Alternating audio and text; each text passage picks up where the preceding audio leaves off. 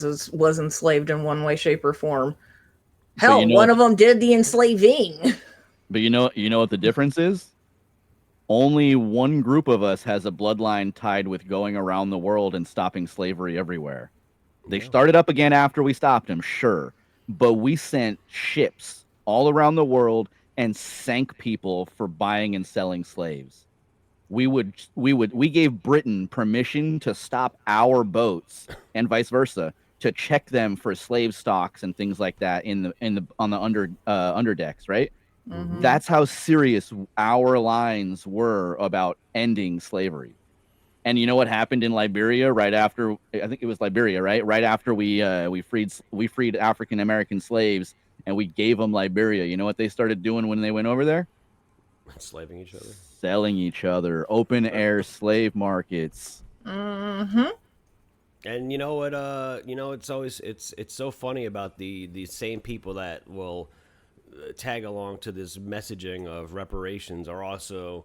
It also seems to be these megacorps that want to help pass these laws and have these uh, uh, out of whack trade agreements where they are just like, well, I'm going to go and essentially use slave labor in another country, destroy the industries of America by outsourcing it to essentially slavery in other countries, and then have the nerve to use social messaging as their way of manipulating American people and talking down to them.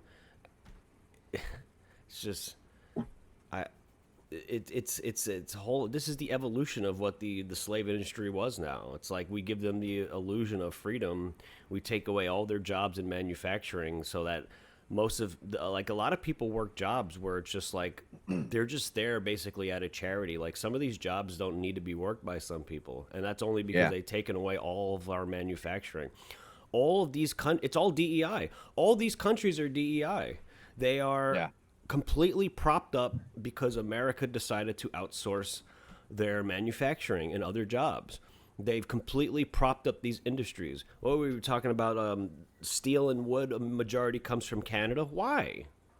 Manufacturing comes from like China or Taiwan or some of these other countries. Why? Building cars in Mexico. Why? Why? You What know, is the point of doing that? Why did they do that? Because they want globalization, and they're going to outsource our jobs to artificially prop up these other countries.